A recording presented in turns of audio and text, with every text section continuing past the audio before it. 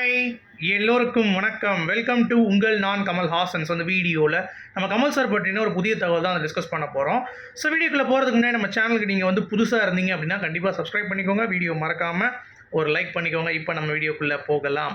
So இன்றைக்கி நம்ம பார்க்க போகிற முதல் டாபிக் வந்து பார்த்தீங்கன்னா, கோட் படத்தில் கமல் சாருடைய ரெஃபரன்ஸ் அப்படிங்கிறது வந்து ரொம்ப பியூட்டிஃபுல்லாக இருக்குது அப்படிங்கிறத நம்ம சொல்லியிருந்தோம். ஸோ நிறைய விஷயங்கள் வந்து பார்த்தீங்கன்னா, வெங்கட் பிரபு டைரக்டர் ஒரு டச்சாக வந்து கொடுத்துருக்காரு அப்படிங்கிறது தான். உதாரணத்துக்கு நம்ம விஜய் அவர்கள் கமல் சாருடைய குணா படத்துடைய டைலாகை வந்து பார்த்தீங்கன்னா அப்படியே வந்து உச்சரித்து அவருடைய சிக்னேச்சர் ஸ்டெப்லாம் வந்து பார்த்தீங்கன்னா போட்டு காமிச்சு அது ஒரு வைப் வந்து தேட்டரில் கொடுத்துட்டாரு. அது மட்டும் இல்லாமல் அந்த மைக்கேல் மதன காமராஜர் இருக்குல்ல அந்த சீன், ஸோ அதை வந்து ரீக்ரியேட் பண்ணுறேன் அப்படின்ற பேரில் 2 பேர் இருக்கிற ஒரு ஷாட்டு, அதில் மிரர் ஷாட்லாம் பின்னாடி வந்து இருக்கும். அதில் வந்து ரொம்ப ஸ்பெசிஃபிக்காக ஒர்க் வந்து பண்ணியிருக்காங்க. But not as good as Michael Madana Kamarajan அப்படிங்கிறத நம்ம கண்டிப்பாக சொல்லி ஆகணும். ஏன்னா ஒரே கேரக்டரில் 2 ஃப்ரேம் வர்றதுக்கே உங்களுக்கு இவ்வளோ தூரம் வந்து கஷ்டமாக இருக்குது அப்படிங்கிறப்ப, ஒரே ஃப்ரேமில் 4 கேரக்டர்ஸ் வந்து பார்த்திங்கன்னா கமல் சார் வந்து மைக்கேல் மதன காமராஜர் கொண்டு வந்துட்டார். அடுத்து தசாவதாரம் படத்தில் வந்து 4 கேரக்டர் ஒன்றாவே பாஸ் ஆகுங்க, வித்தவுட் ஈவன் டிஸ்டர்பிங் த ஃப்ரேம். இல்லை வந்து ஏதோ ஒன்று ஆடுற மாதிரி இருக்குது அப்படின்ற மாதிரி எந்த ஒரு விஷயமும் இருக்காது. ஸோ அந்தளவுக்கு பர்ஃபெக்ஷனாக வந்து கமல் சார் வந்து பண்ணியிருக்காரு அப்படிங்கிறது தான். ஸோ ஹீஸ் அ டெக்னீஷியனை தாண்டி அவர் தான் உண்மையான கோட் அப்படிங்கிறது ஈஸியாக வந்து நிறுவனம் ஆயிருக்கும் நம்ம வெங்கட் பிரபு அவர்களுக்கு. ஸோ நீங்கள் அதை என்ன நினைக்கிறீங்க அப்படிங்கிறத கண்டிப்பாக சொல்லுங்கள், சரிங்களா? அடுத்து கமலஹாசன் மற்றும் சல்மான் கான் அட்லியோடைய இயக்கத்தில் நடிக்கிறாங்க அப்படின்ற மாதிரி ஒரு தகவல் வந்துச்சுல, அது வந்து நாங்கள் சொன்னது எப்பயோ சொன்னோம், அதை போய் நியூஸ் போட்டாங்கன்னு சொல்லிட்டு இந்த வடைப்பேச்சு கும்பல் வந்து பார்த்திங்கன்னா பேச ஆரம்பிக்குது. நான் என்ன சொன்னேன் ஏற்கனவே, வடைப்பேச்சு கும்பல் வந்து பார்த்தீங்கன்னா சும்மா வந்து ஒரு குண்டு தூக்கி போடுவாங்க, நடக்குமா நடக்காதான்ட்டு. ஆனால் ஒரு நம்ப தகுந்த ஆர்டிக்கல்லேருந்தே வந்துருச்சு. ஆக்சுவலாக கமல் சார் வந்து பார்த்தீங்கன்னா அப்ரோச் பண்ணப்பட்டிருக்காரு. அவர் வந்து டிஸ்கஷனில் இருக்கார். பேரலராக அவர்கிட்ட வந்து போயிட்டுருக்கு. அதாவது ட்ராப்டுன்னு சொல்லலை அவங்க, படம் பண்ணுறாங்கங்கிறது சொல்லலை அவங்க. அவங்க என்ன சொல்கிறாங்க அப்படின்னா அதுதான் கரெக்டான தகவல், சரிங்களா? அவங்க தப்பாக சொன்னதே கிடையாது எனக்கு தெரிஞ்சு. பிங்க் பில்லா அப்படின்னு சொல்லிட்டு ஒரு ஆர்டிக்கல் அவங்க வந்து சொல்லிட்டாங்க. இந்த மாதிரி பேரலாக அவங்க வந்து பார்த்துட்ருக்காங்க. ஒன்ஸ் எல்லாம் ஃபைனலைஸ் ஆகிடுச்சுன்னா கண்டிப்பாக வந்து கமல் சார் வந்து பண்ணுவார். ஹீ இஸ் நாட் இன்ட்ரெஸ்டட் அப்படிங்கிற மாதிரி சொல்லவே இல்லை. பட் இவங்க எப்படி உருட்டுறாங்கன்னா அதெல்லாம் கிடையவே கிடையாது, கமல் சாருக்கு நோ இன்ட்ரெஸ்ட் அப்படின்ற மாதிரி சொல்லிட்டாருன்ற மாதிரி. அதெல்லாம் எதுவுமே கிடையாது. ஏன்னா இந்த படம் ஒரு ப்ராடான வேல்யூவை தாண்டி கமல் சாருக்கு வந்து பார்த்தீங்கன்னா அட்லி படம் அப்படின்றதுனால நம்ம கொஞ்சம் யோசனையாக இருக்குது. பட் அதை தாண்டி அவர் வந்து பார்த்தீங்கன்னா ஒரு 1000 கோடி ரூபாய் கொடுக்க ஒரு இயக்குனர் அப்படின்றதுனால அந்த ஒரு மரியாதையை பேஸ் பண்ணி அவனை ஏங்கிட்டு நீ ஏதாவது கதையை வந்து உருட்டக்கூடாது, நீ என்ன எடுக்க போகிறாங்கிறத தெளிவாக ஃப்ரேம் பை ஃப்ரேம் வந்து பார்த்தீங்கன்னா கமல் சார் கிட்ட எக்ஸிக்யூட் பண்ணணும். சும்மாலாம் கமல் சார் ஓகே பண்ண முடியாதுங்க. அதுதான் வந்து பாயிண்ட். ஏன்னா நிறைய பேர் சொல்கிறாங்க கமல்ஹாசன் அவர்கள் சல்மான் கான் அட்லி விட்டார்னா 1000 கோடி கிடைக்காது. யார் சொன்னால்? கல்கியில் எடுத்துருவாங்க பார்ட் 2க்கு. அதில் கமல் சார் மெயினாக வந்து வரப்போகிறாரு. Full and full Kamal sir தான், அதில் முக்கால்வாசி படமே கமல் சார் தான் அப்படிங்கிற மாதிரி சொல்கிறாங்க. ஸோ அப்படி இருக்கும்போது அது எடுக்க போகுது. இல்லை தக்லைஃப் வருதுங்க, தக்லைஃப் மணிரத்னமுடைய காம்போவில் நல்லா ஹிட் ஆகிடுச்சு, இல்லை நல்லா கிளிக் ஆகிடுச்சுன்னா அதுவும் வந்து வரதுக்கான வாய்ப்பு இருக்குது. எதுக்கு வந்து சும்மா வந்து பார்த்தீங்கன்னா கம்பு சுத்தணும் கமல் சார், அதெல்லாம் வாய்ப்பே இல்லை அப்படிங்கிற மாதிரி தான். அடுத்து இன்றைக்கி சைமாலேருந்து ஒரு போஸ்ட் போட்டிருந்தாங்க. என்ன அப்படின்னா, the original fan Indian star Kamal Haasan அப்படின்ற மாதிரி. ஸோ உண்மை தானே, ஒரிஜினல் தானப்பா, டூப்ளிகேட் இல்லை அப்படின்ற மாதிரி. ஏன்னா சில பேர் வந்து சும்மா பேன் இண்டியன் சொல்லிட்டு அந்த இடத்துல போய் டப்பிங் பேசுங்கன்னா கமல் சார் வந்து எல்லா இடங்களும் டப்பிங் பேசுறது மட்டும் மேட்டர் கிடையாது. அவங்க ஊருக்காரன மாதிரியே மாறி வேறு லெவலில் பண்ணுவாப்புல. அதுதான் வந்து கமல் சாருடைய ப்ளஸ் ஒரு ஹைலைட்டாக வந்து பார்க்கப்படுது அப்படிங்கிறது தான். அடுத்து கமல் சார் உருவாக்குன 3 வில்லன் நடிகர்கள் ஒரே படத்தில் அவங்க வந்து வில்லனாக பண்ணவே இல்லை அப்படிங்கிறத நீங்கள் எத்தனை பேர் உணர்ந்தீங்க? ஏன்னா அபூர்வ சகோதரர்கள் படத்தில் வந்து பார்த்தீங்கன்னா டெல்லி கணேஷ் அவர்கள், ஜெய்சங்கர் அவர்கள், நாகேஷ் அவர்கள். டெல்லி கணேஷ்லாம் காமெடி தவிர எதுவுமே வந்து ட்ரை பண்ணதில்லை. நம்ம ஜெய்சங்கரும் அப்படி தான் நெகட்டிவ் ஷேட் பண்ணதில்லைன்னா அவர்லாம் வந்து ஒரு டிடெக்டிவ் அந்த ரேஞ்சில் வந்து இருந்தவர். அடுத்து நாகேஷ் அவர்கள் ஃபுல் அண்ட் ஃபுல் காமெடி அப்படிங்கிறப்ப அதில் 3 பேரையும் நடிக்க வச்சு அந்த 3ஐயும் சக்ஸஸாக கொண்டு வந்த ஒரே பெருமை கமல்ஹாசன் அவர்களை தான் சாரும் அப்படிங்கிறதுல எந்த ஒரு மாற்று கருத்தும் இல்லை. அதை நான் உங்களுக்கு சொல்லணும்னு நினச்சேன். அடுத்து ரியல் கோட் யார் உங்களை பொறுத்த வரைக்கும்?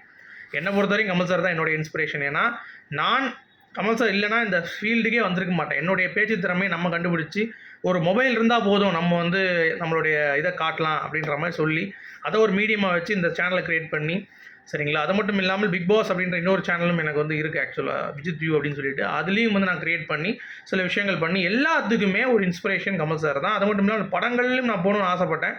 அதற்கும் வந்து அவர் முதல்ல சொல்லியிருந்தார், படம் வந்து கேமரா வேணும், அது வேணும், லைட் வேணும்லாம் யோசிக்காதீங்க, உங்களுக்கு என்ன தோணுதோ அதை செய்யுங்க அப்படின்னாரு. அதுக்கேற்ற மாதிரியே நாங்கள் வந்து ஒரு படமும் முடிச்சிட்டோம். அது பட்ஜெட் வந்து எவ்வளோ பண்ணோம் எப்படி பண்ணோன்றதான் மேட்ரு கிடையாது. ஏன்னா முடிச்சிட்டோம் எடுத்து, அவ்வளோதான். படத்தில் நடிச்சிட்டேன், நானும் ஒரு ஹீரோவை நடிச்சிட்டேன் அப்படிங்கிற மாதிரி சொல்லிக்கலாம்.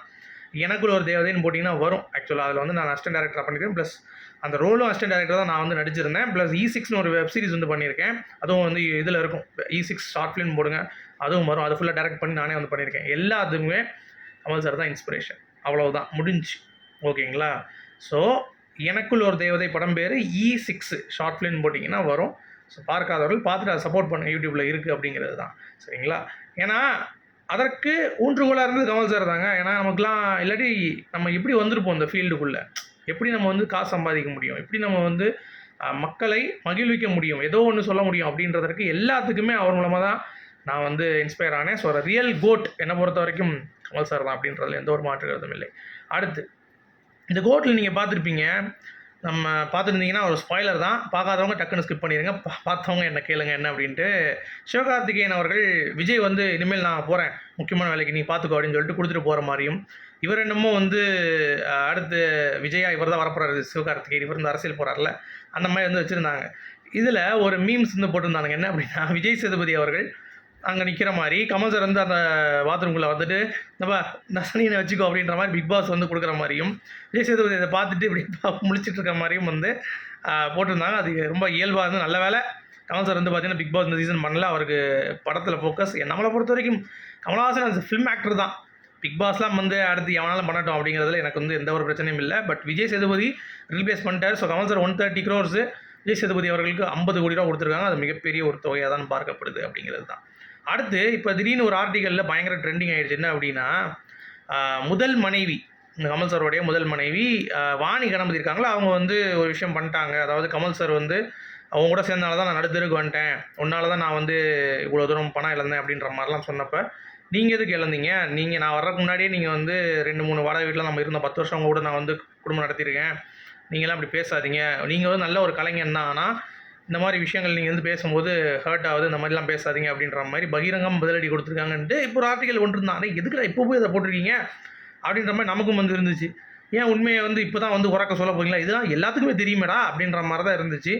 ஏங்க பர்சனல் அப்படிங்கிறப்ப யாரையும் வந்து அதை நீங்கள் பார்க்கக்கூடாது. ஃபிலிம் ஆக்ட்ரஸ் பொறுத்த வரைக்கும் அவங்களுடைய பர்சனல் அவங்க பார்த்துப்பாங்க. படத்தில் என்ன பண்ணுறாங்க, அதை ஃபிலிம் ஸ்டாராக நீங்கள் ரசிங்க தவிர பர்சனல் எப்படி இருக்கேன் அப்படி இருக்கேன் அப்படின்றதெல்லாம் வந்து பார்த்தீங்கன்னா அது என்றைக்கோ அது ஆர்டிக்கல் எதுக்கு இப்போ கலெக்ட் இருக்காங்கன்னு தெரில.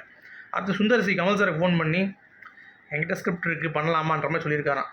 இன்னியா சொல்கிற அப்படின்ற மாதிரி, என்ன அன்பேசியம் மாதிரி இருக்குமா, ஏன்னா அன்பேசியமே கமல் சாரோடைய ஒரு ரைட்டிங் தான், தெரியல அது ஒரு ஓகே ஆகுமான்னு தெரியல. ஏன்னா இப்போ வந்து அவர் பேய் படம் மூடில் எழுதிட்டு இருக்காரு, இப்போ கொண்டு போய் கமல் சாரை பேய் ஆக்க போகிறாங்களா அப்படிங்கிறது தெரில. டே என்னடா பண்ணுறீங்க அப்படின்ற மாதிரி இந்த சோர்ஸ் வந்து ஒரு தகவல் வந்துச்சு. ஸோ வெயிட் பண்ணி பார்ப்போம். அடுத்து கல்கி ட்ரெண்டிங் நம்பர் 1ங்க நெட்ஃப்ளிக்ஸில், நான் இங்கிலீஷ் ஃபிலிம்ஸில் அதுதான் வந்து பயங்கரமாக இருக்குது அப்படிங்கிற மாதிரி இப்போ வந்து ஒரு செய்தி வந்துட்டு இருக்கு அப்படிங்கிறது தான். அடுத்து இந்தியன் 2 வைஸ் கோட் ரெண்டுமே டிசாஸ்டர்னு சொல்லிட்டு இப்போ ஆரம்பிச்சிட்டாங்க.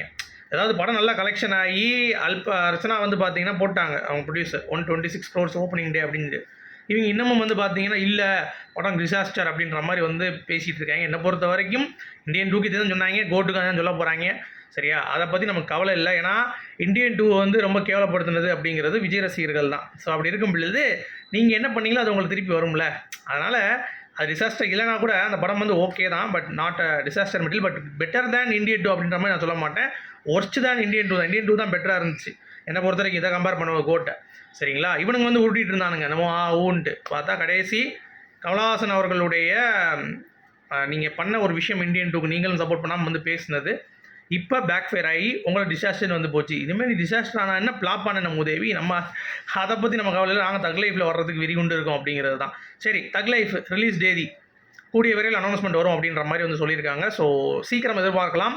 இந்த மாத இறுதிக்குள் ஒரு அப்டேட் அப்படிங்கிறத நம்ம வந்து சொல்லிக்கலாம். அடுத்து கமல் சாரோடைய முதல் விருது நேஷனல் அவார்டு வந்து வாங்கும் பொழுது அப்போயே மைண்ட் வாய்ஸ் வந்து யோசிச்சிருப்பார் அவர், நம்ம இன்னும் நிறைய விருது வாங்க போகிறோம், அதே மாதிரி இளைய தலைமுறைகளுக்கு வழிவிட போகிறோம் கொஞ்ச நாளுக்கு அப்புறம் அப்படின்ற மாதிரி இப்போ அதுக்கேற்ற மாதிரி ஃபிலிம் கார்லாம் எழுதி போட்டார்.